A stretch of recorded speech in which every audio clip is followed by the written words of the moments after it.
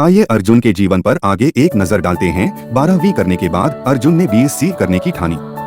उसके सपनों में एक बेहतर भविष्य की झलक थी, पर कॉलेज घर से बहुत दूर था और हर बार अपने पिता से टिकट मांगने में उसे डर लगता था। उसके पिता हमेशा उस पर चिल्लाते थे, मानो अर्जुन का पढ़ना उनके लिए बोझ हो। ये कैसी दुनिया का नियम है जहां हमारा करियर हमारे बैकग्राउंड पर निर्भर करता है। अगर कोई अमीर है तो वह अच्छे कॉलेज से बड़ा कोर्स करके ऊंची पोस्ट पालेगा, लेकिन अगर कोई गरीब है तो जिंदगी भर संघर्ष में ही घिसता रह जाएगा। अर्जुन की जिंदगी में भी यही कहानी थी। एक दिन उसके गांव में एक कंपनी आई जो 18 साल से ऊपर के बच्चों को काम देना चाहती थी। उन्होंने 4 साल के स्टाइपेंड और बाद में सर्टिफिकेट देने का वादा किया, लेकिन सच्चाई ये थी कि वो सर्टिफिकेट सरकार द्वारा मान्यता प्राप्त नहीं था। इसके साथ अर्जुन को कॉलेज या किसी भी सरकारी परीक्षा देने की अनुमति नहीं थी, क्योंकि उसके सारे ओरिजिनल डॉक्यूमेंट्स कंपनी अपने पास रख लेती। अर्जुन इस काम के लिए तैयार नहीं था।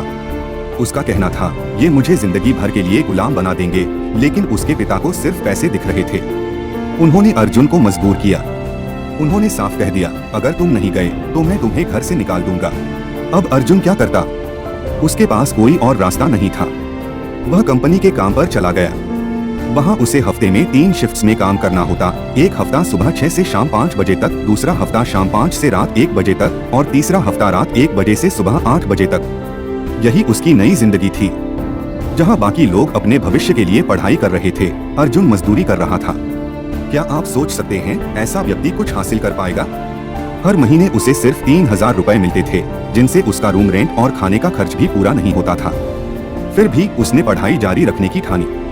उसने पार्ट टाइम बीए का फॉर्म भर दिया और शिफ्ट्स के हिसाब से क्लासेस लेने लगा, लेकिन नींद पूरी ना होने की वजह से वह बीमार पड़ गया। उसने सोचा था कि किसी तरह वह इस कंपनी को छोड़कर मैथ्स का टीचर बन जाएगा। उसने जितना बचा सकता था उस पैसों से ट्यूशन लिया, लेकिन कंपनी की शिफ्ट रोटेशन की वजह से टाइम मैच नहीं कर पा रहा था।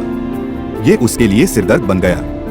वो लड़का जो कभी मैथ्स में 90% लाता था, आज पास होने के लिए भी संघर्ष कर रहा था। क्या अर्जुन अपने सपने को पूरा कर पाएगा? क्या ये सिस्टम उसके सपनों को कुचल देगा? अगर उस समय अर्जुन कंपनी ज्वाइन नहीं करता तो उसके पास और क्या विकल्प होते? सोचिए, अगर आप अर्जुन की जगह होते तो क्या करते? आपके पास क्या क्या बेहतर उपाय होते? आगे क्या होगा अर्जुन की जिंदगी में? जानने के लिए बने रहिए।